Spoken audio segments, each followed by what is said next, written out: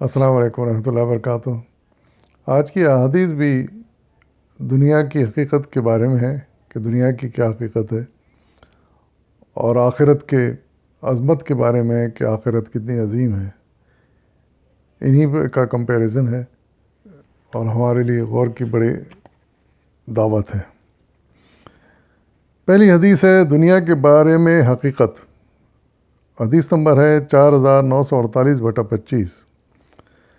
حضرت سہل بن سعد رضی اللہ عنہ سے روایت ہے کہ رسول اللہ صلی اللہ علیہ وسلم نے فرمایا کہ اگر خدا کی نظر میں دنیا کی حقیقت ایک مچھر کے پر کے برابر بھی ہوتی تو کافر کو ایک گھونٹ پانی بھی نہ پلاتا۔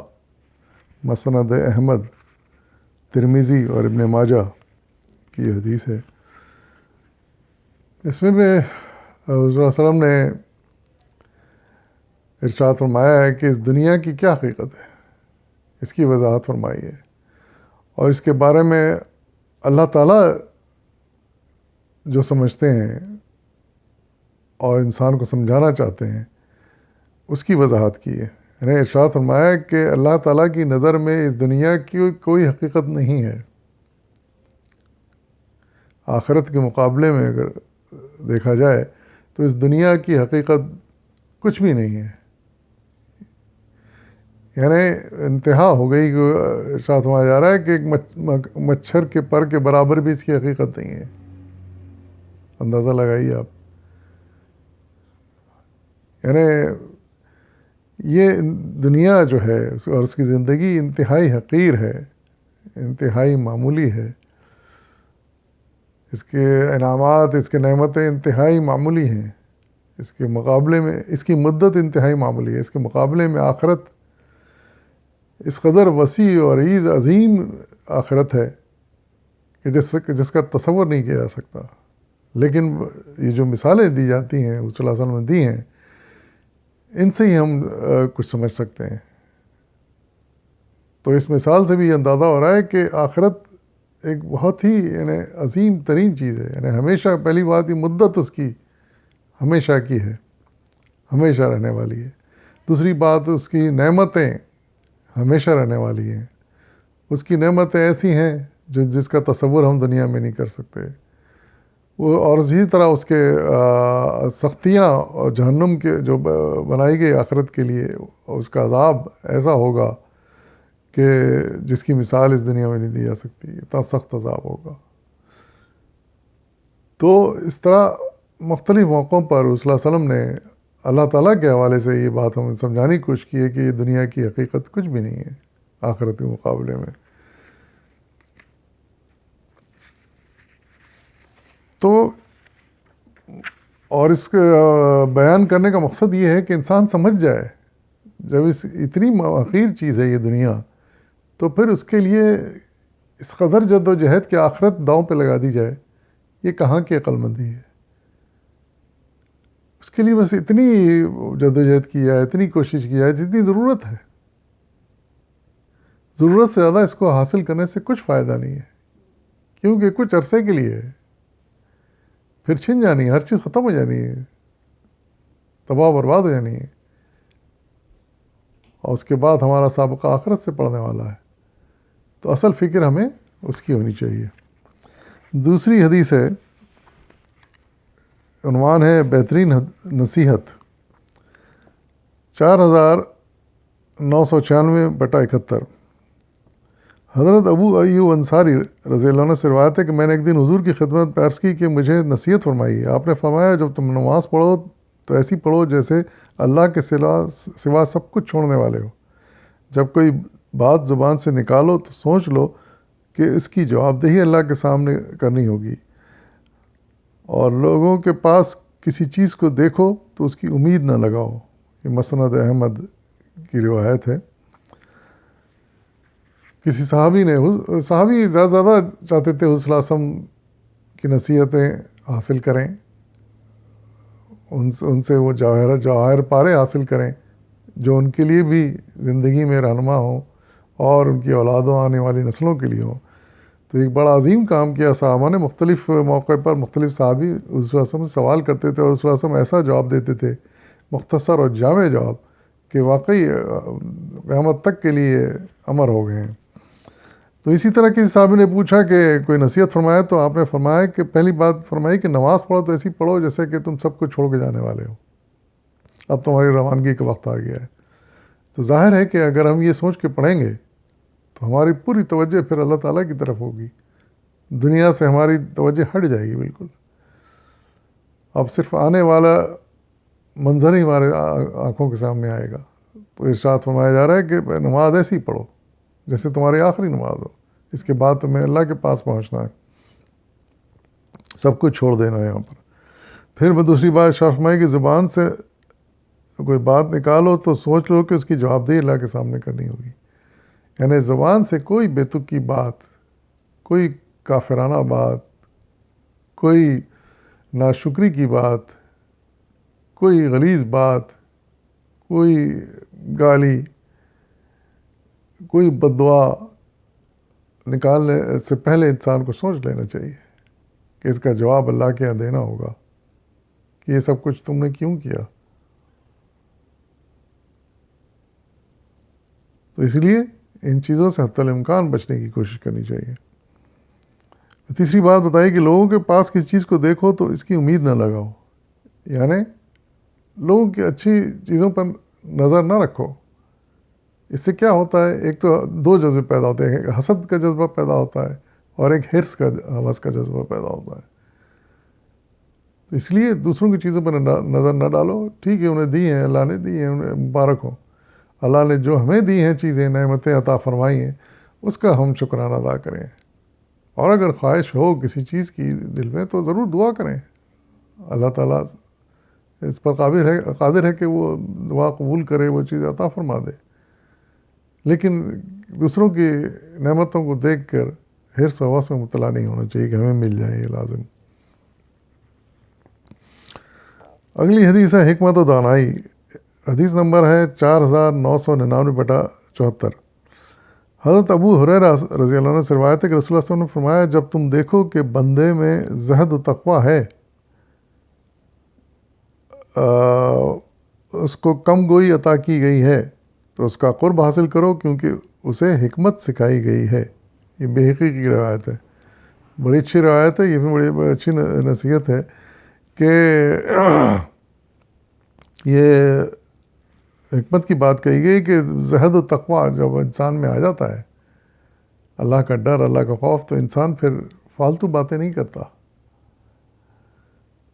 پھر زیادہ تر وہ خاموش رہتا ہے کہ کہیں کوئی غلط بات منہ سے نہ نکل جائے جو اللہ تعالیٰ کو بری لگے یا کسی بندے کو بری لگے، تو کم بولتا ہے۔ جب بولتا ہے تو سوچ سمجھ کے بولتا ہے، فالتو باتیں، فضول بکواس کرنے کا عادی نہیں ہوتا۔ تو ایسے شخص کو کے بارے میں کہا گیا ہے کہ جو کم گوئی عطا کی گئی ہے، اسے حکمت سکھائی گئی ہے، یعنی حکمت کی بات ہے۔ حقیقت ہے کہ جب آدمی بہت زیادہ یعنی فلاسفر بن جاتا ہے، یعنی چیزوں کی گہرائیوں میں جانے لگتا ہے، سوچنے لگتا ہے اور غور کرنے لگتا ہے، تو پھر خاموشی اختیار کر لیتا ہے۔ ظاہر ہے اس کا وقت زیادہ تر غور و فکر میں جاتا ہے، چاہے دنیا کی باروں میں مسائل کے بارے میں فکر ہو، چاہے آخرت کی فکر ہو۔ تو اس کا مطلب یہ ہے کہ اس میں حکمت ہے کہ وہ ان چیزوں پر غور کر رہا ہے، ورنہ تو ایک جانور کی طرح، جانور غور نہیں کرتے، کھاتے پیتے ہیں، گزر جاتے ہیں۔ تو ایسے لوگوں کی کہا جا رہا ہے قرب حاصل کرو، تاکہ ان سے ہم بھی کچھ سیکھ سکیں اور ان کی اس حکمت سے ہمیں بھی کچھ فائدہ حاصل ہو۔ اگلی حدیث ہے جنت اور دوزخ، 5003/4 نمبر ہے۔ حضرت ابن عباس سے روایت ہے کہ رسول اللہ صلی اللہ علیہ وسلم نے فرمایا کہ میں نے جنت میں جھانک کر دیکھا تو اکثر تعداد غریبوں کی نظر آئی، اور پھر دوزخ میں جھانک کر دیکھا تو وہاں عورتوں کی کثرت تھی۔ بخاری مسلم کی حدیث ہے۔ یہ حدیث بھی ہمارے لیے بڑی قابل غور ہے۔ اس میں دو اہم باتیں کی گئی ہیں۔ پہلی بات تو غریبوں کے بارے میں کی گئی ہے۔ جنت میں رسول اللہ صلی اللہ علیہ وسلم کو جب معراج پہ تشریف لے گئے تھے تو انہیں جنت اور دوزخ کا نظارہ کرایا گیا تھا، سیر کرائی گئی تھی، بتایا گیا تھا کہ کیا کیا ہے جنت میں، دوزخ میں کیا کیا ہے۔ مختصر وقت میں جو چیزیں دیکھ سکتے تھے، اس وسلم نے دیکھی وہ، اور پھر بیان کی آ کے صحابہ سے بیان کی. تو اس میں سے جنت میں ایک چیز انہوں نے یہ دیکھا ہے کہ یعنی آنے والے واقعات بھی دکھائے گئے ان کو. خاص بات یہ تھی کہ آنے والے واقعات بھی دکھائے گئے کہ اب کیا ہونے والا ہے، وہ منظر بھی ان کو دکھایا گیا، حال بتا کر اس کا حال بتا کر دکھایا گیا. اور اللہ تعالیٰ ہر چیز پر قادر ہے. تو اس میں ایک خاص بات یہ بتائی کہ جنت میں غریبوں کی تعداد زیادہ نظر آئی صلی اللہ علیہ وسلم کو. اس کی دو وجہ سمجھ میں آتی ہیں. اس کی وہ یہ ہے کہ نمبر ایک تو غریب ہر حال میں خوش رہتا ہے اور شکر ادا کرتا ہے اللہ کا، شکوے شکایت نہیں کرتا، صبر سے کام لیتا ہے. تو یہ وہ چیزیں ہیں کہ جس کی وجہ سے وہ جنت میں چلا جاتا ہے. اور ظاہر ہے کہ دوسری بات یہ کہ جو نیکیاں اس نے کی ہیں اس کو وہ صلہ نہیں مل پاتا دنیا میں جس کا وہ حقدار ہے. اس نے اپنی غربت کے باوجود، تکلیفوں کے باوجود نیکیاں کی ہوتی ہیں، نمازیں پڑھی ہوتی ہیں، روزے رکھے ہوتے ہیں، تو اس کو نیکیوں کا صلہ ملنا چاہیے.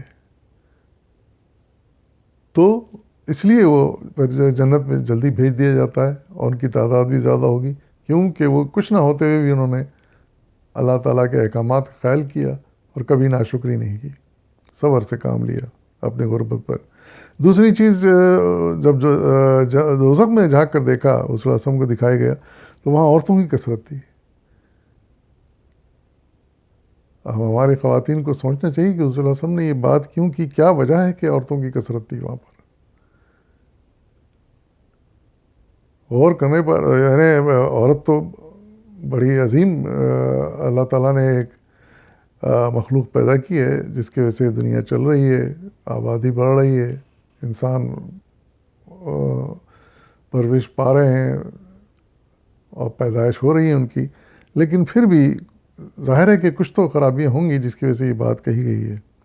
عورتوں کو اس بات پر غور کرنا چاہیے، اور تھوڑا غور کریں تو سمجھ میں آتی ہے کہ دو چیزیں ہیں جس کی بشارتیں بھی جس کے بارے میں اور دوسری حدیثوں سے پتہ بھی چلتا ہے. ایک تو یہ کہ وہاں عورت جہنم میں اس لیے نظر آئیں گی کہ ایک حدیث میں آیا کہ وہ ناشکری کرتی تھی اپنے شوہر کی، اپنے شوہر کی ناشکری کرتی تھی. یہ ایک حدیث میں آیا کہ اس وجہ سے وہ جہنم میں زیادہ ہوں گی. یعنی ہمیشہ یہ کہنا کہ تم نے کیا کیا ہے میرے لیے، کچھ نہیں کیا، اور احسان فراموشی کی باتیں کرنا، یہ اللہ تعالیٰ کو بالکل ناپسند ہے.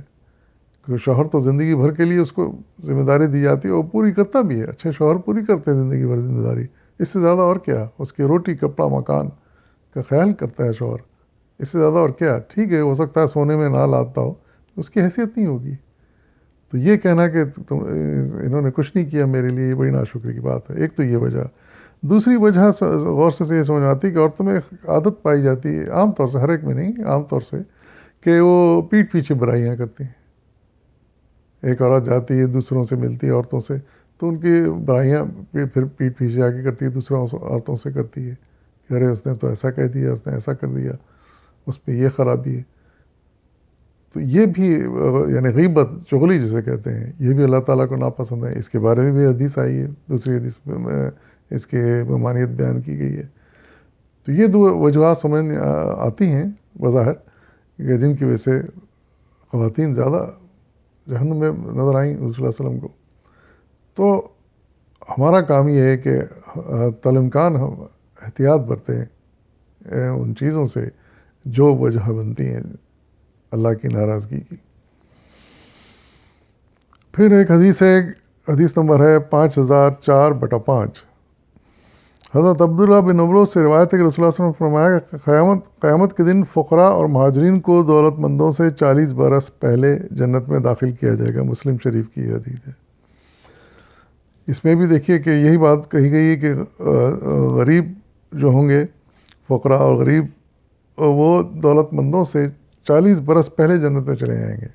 ایک تو تعداد ان کی زیادہ ہوگی اور وہ جلدی جنت میں چلے جائیں گے، اس لیے کہ انہوں نے غربت کے حال میں بھی اللہ تعالیٰ کے احکامات کا خیال رکھا اور صبر شکر سے کام کیا ہوگا. تو ایسے لوگ جنت میں پہلے چلے جائیں گے اور بہت زیادہ تعداد میں ہوں گے. اور دوسرے مہاجرین کو بھی بارے میں کہا گیا. مہاجرین ظاہر ہے کہ اگر اللہ کے خاطر یہ سب کچھ کر رہے ہیں اور ہجرت کر رہے ہیں، تکلیفیں اٹھا رہے ہیں، تو وہ بھی جنت کے حقدار ہوئے. وہ بھی 40 برس پہلے، دولت مندوں سے 40 برس پہلے جنت میں داخل ہو جائیں گے. تو یہ بڑی بشارت ہے، اچھی بشارت ہے غریبوں کے لیے اور مہاجرین کے لیے. تو ہمیں چاہیے کہ زیادہ کوشش کریں، بس ہم سے جو ہو سکتا ہے وہ کوشش کریں کہ ہم جنت کے حصول میں جو کچھ کر سکتے ہیں کریں، اور دنیا کی زندگی کو غنیمت جانیں اس لحاظ سے کہ ہم کچھ کر سکتے ہیں بھی، ہم اس قابل ہیں کہ کچھ آخرت کے لیے، جنت کے لیے کچھ کر سکیں. تو ہمیں ضرور کرنا چاہیے. وآخر دعوانا والحمد للہ رب العالمین.